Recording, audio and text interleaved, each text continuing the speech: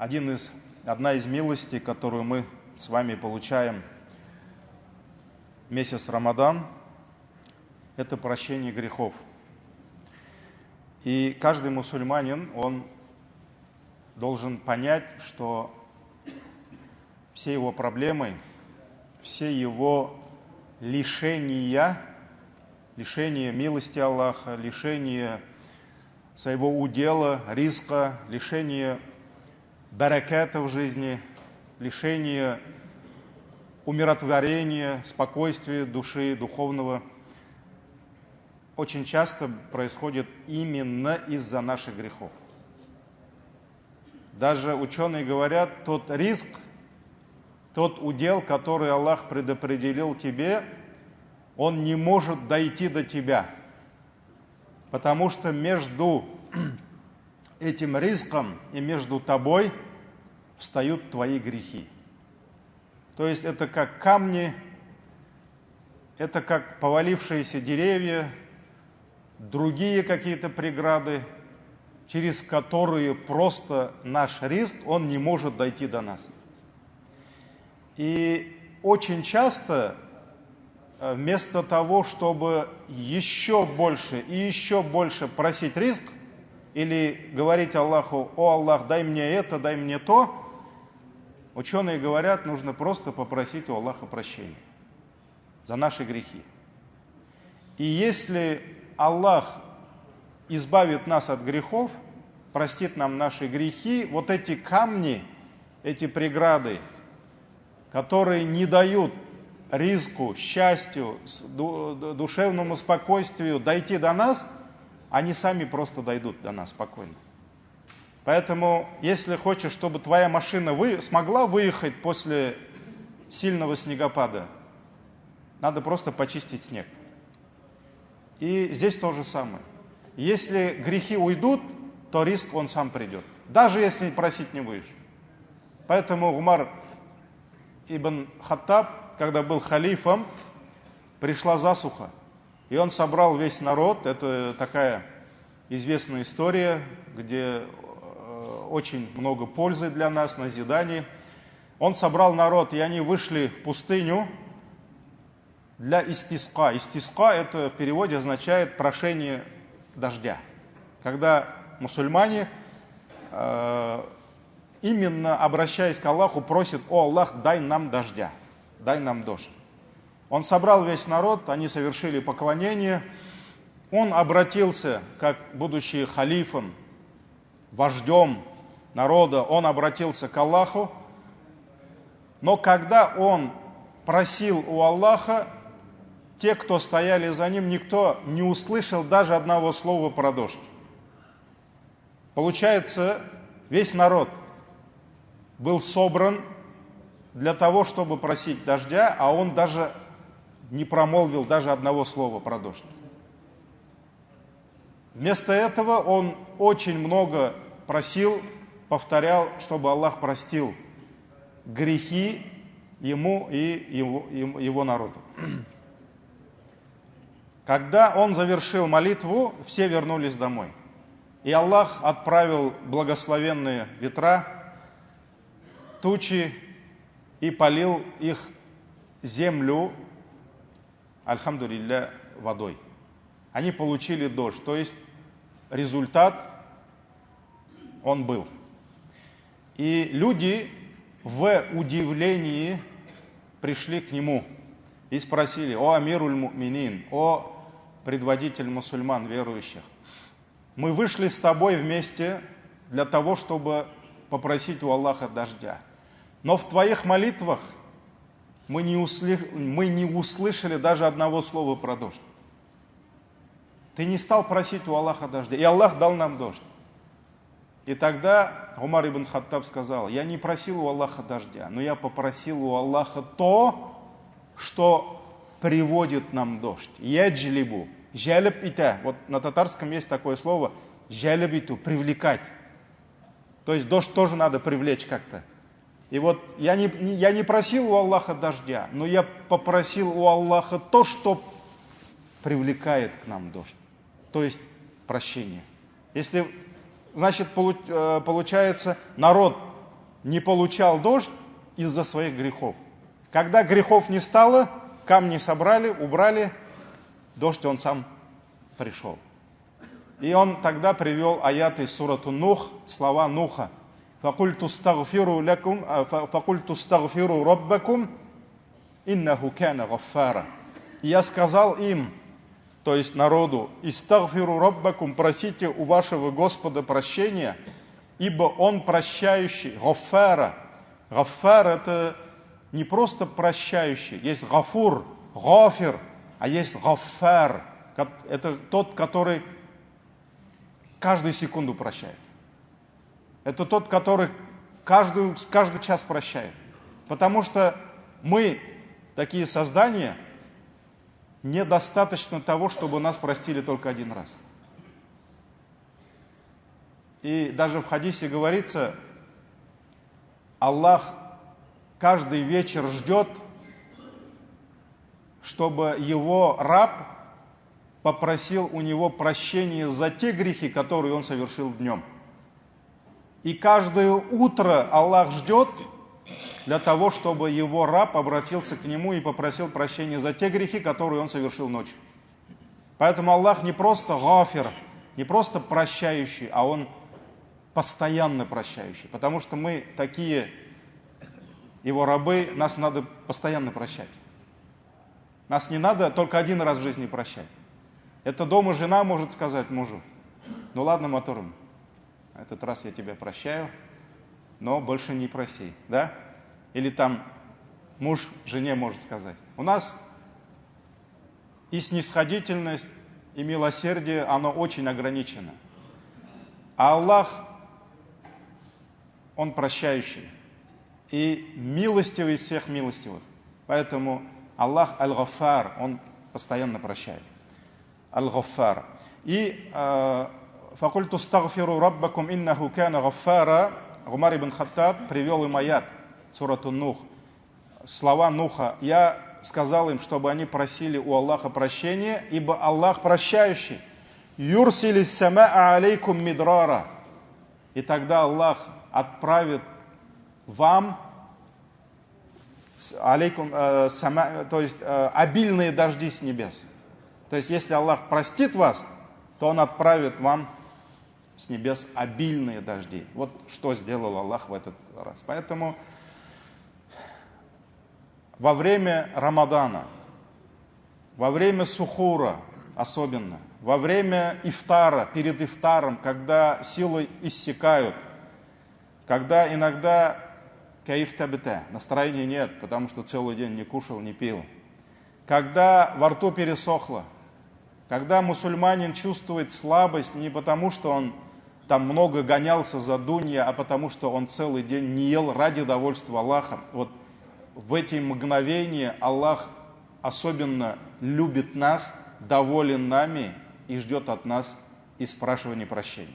Поэтому просите у Аллаха прощения. И поймите, если придет прощение Аллаха, за этим прощением придут все блага. Ибо именно наши грехи, они являются причиной того, что наш ризк, наше счастье просто не может дойти до нас из-за наших грехов. И по этому случаю поискал у себя в библиотеке и нашел, по милости Аллаха, хорошую книгу. Когда-то я по этой книге давал уроки. Книга на самом деле замечательная, называется «Аль-Бихару Захира фи асбабиль магфира». То есть в переводе означает бездонное море, бездонный океан в причинах прощения грехов. Почему автор этой книги назвал именно так? В этой книге он собрал вот все, что он смог найти, все причины прощения грехов, на которые указывают аяты Всевышнего Аллаха и хадисы его посланника, саллаллаху алейхи вассалям. То есть здесь несколько сотен, по-моему, 400 или 300 с чем-то причин. И поэтому он назвал эту книгу «Бездонное море», то есть море, которое не имеет дна. То есть на самом деле Аллах дал нам огромное количество причин, посредством которых Он прощает нам грехи. То есть Аллах видит, что мы совершаем огромное количество грехов, и поэтому Аллах дал нам огромное количество причин, чтобы Он нам простил эти грехи. И поэтому через свою книгу Он нам сообщил об этих причинах, и через Его посланника, саллаллаху алейхи вассалям, Он захотел, чтобы мы знали все эти причины. И вот одна из этих причин, огромных причин, это Рамадан. Это месяц Рамадан. Вот смотрите, даже достоинство, когда пророк саллаллаху алейхи вассалям рассказывает о достоинствах поста в Рамадан. Он что говорит? Поститесь в Рамадан и все разбогатеете. Я лично такого хадиса не видел. Есть огромное количество, к сожалению, придуманных хадисов, которые приходят про месяц Рамадан, про намаз таравих и так далее, и так далее. Мы должны придерживаться именно достоверных, хороших иснадов. И вот, смотрите, во всех книгах, когда приходят хадисы про достоинство Рамадана, какой хадис? Вспоминает: «Ман сама Рамадана иманан ва ихтисабан, гуфира лаху ма тақаддама мин дамби». Кто постился в месяц Рамадан верой и надеждой на милость Аллаха, на прощение Аллаха, на рай Аллаха, довольство Аллаха, гуфира лаху ма тақаддама мин дамби. Аллах простит ему все его грехи, прежние грехи. О чем речь? О прощении. О прощении. Не о других достоинствах, результатах, а именно прощении. Ман кама Рамадана иманан ва ихтисабан, гуфира лаху ма тақаддама мин дамби. Кто выстаивал намазы, то есть про таравих идет речь, про тахаджуды в Рамадан, иманом, верой и надеждой на милость и прощение Аллаха, гуфира лаху ма тақаддама мин дамби. Аллах простит все его прежние грехи. Снова про что? Снова прощение. Дальше. Ман кама лейлатал кадри иманан ва ихтисабан, гуфира лаху ма тақаддама мин дамби. Кто выстаивал киямах, провел лейлатул кадр, ночь предопределения, кадр кишин, верой и надеждой, гуфира лаху ма тақаддама мин дамби. Аллах простит все его прежние грехи. И вот 3 достоинства Рамадана, благих дел в Рамадан, везде результат, обещанный нам. Какой? Что? Это прощение. Прощение наших грехов. Ибо в прощении, дорогие братья, весь баракат и наше счастье. Никто посредством своих благодеяний, намазов, которые он совершал, садака, который он давал, купить рай не может. Пророк, саллаллаху алейхи вассалям, сказал: деяния ни одного из вас не стоят ценности рая. То есть никто не может войти в рай заслуженно. Вот никто, когда он будет заходить по милости Аллаха в рай, он не скажет: я заслужил это. Или там брату скажет: брат, ты заслужил это. Рай это слишком дорогое. Если на чашу справедливости положить в одну сторону наши все благодеяния, которые мы совершили за всю свою жизнь, да, биш-намаз, столько рамаданов, постов Рамадан, хадж и другие благодеяния, а в другую сторону, на другую сторону чаши поставить рай, может быть даже самый низший уровень рая, рай окажется миллионы раз дороже. Рай – это слишком дорогой продукт, чтобы мы смогли его купить. И когда пророк саллаллаху алейхи ва саллям сказал эти слова, что никто, ни у кого из вас дела не стоит рая, люди спросили: а даже твои? Пророк саллаллаху алейхи ва саллям сказал: даже мои. Даже мои намазы, даже мои посты, даже мои усердия на пути Аллаха. А что мы? Что мы сделали по сравнению с делами пророка, саллаллаху алейхи ва саллям? А? Мы не сможем сделать даже 1/1000 миллионной из того, что он прошел, терпел. Такие страшные испытания он прошел, да? И пророк ﷺ сказал: даже мои дела не стоят рая. А как получить рай? Пророк ﷺ сказал: только по милости Аллаха. Поэтому, когда ты предстанешь перед Аллахом в судный день, да, главное, чтобы Аллах принял твои дела, и эти твои дела были причиной того, чтобы Аллах не спаслал на тебя свою милость и прощение. Если Аллах простит тебя, Он просто тебе подарит этот рай. Он тебе подарит за твои дела, за твою богобоязненность, за твою искренность, подарит рай. Вот тогда у тебя будет рай. Но рай, он слишком дорог, его невозможно купить. Хотя пророк, саллаллаху алейхи вассалям, Усману говорил, да, что он несколько раз при жизни купил рай. Так ведь? Но это тоже не из-за того, что он просто дал много денег, и Аллах равноценную дал ему подарок, да, товар, то есть рай. Это он купил милость Аллаха и его прощение. И вот прощение грехов является одним из качеств Всевышнего Аллаха. И Аллах Тааля Аль-Гафур, прощающий. Аллах Тааля Ат-Тауаб. Есть несколько имен Аллаха, которые указывают именно на его прощение. Аль-Гафур, прощающий. Аль-Гаффар, прощающий постоянно. Ар-Рахман, Ар-Рахим. То есть это имена милости Аллаха, всемилостивый, милостивый, да. Ат-Тауаб, Аллах Тааля, принимающий наши покаяния, когда мы не смогли удержаться перед наущением, перед соблазном. Мы споткнулись, и мы решили встать и вернуться к Аллаху. Да? Вот Аллах тот, который принимает нас, всегда принимает нас, наши покаяния. Аль-Халим. Аль-Халим, то есть, если касается обычных людей, это ласковый, добрый, да? А что касается Аллаха, Аль-Халим, это выдержанный, который не спешит наказывать. Он видит наши грехи, он слышит наши греховные слова, но он не спешит нас наказать. Он ждет, он терпит, ас-сабур, терпеливый. То есть очень много имен и качеств Аллаха, которые связаны с его именно прощением. То есть здесь тоже самое, Аль-Халим, то есть мягкий, не мягкий в значении людей, вот он мягкий, говорят, да, имшак кумилля. Аллах выдержанный, он никогда не спешит наказать нас, ибо если он поспешит наказать нас, тогда никого бы он не оставил на этой земле. Поэтому очень много его имен. И Аллах хочет, чтобы мы знали эти имена. Аллах хочет, чтобы каждый его раб знал, что он прощающий. Вот только один аят. Хиджр, 49 аят. Аллах говорит: «Набби айбади».